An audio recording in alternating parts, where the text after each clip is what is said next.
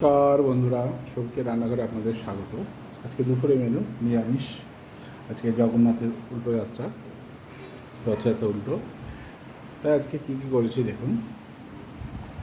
এখানে আছে সাদা ভাত, উচ্ছে ভাজা, পটল ভাজা,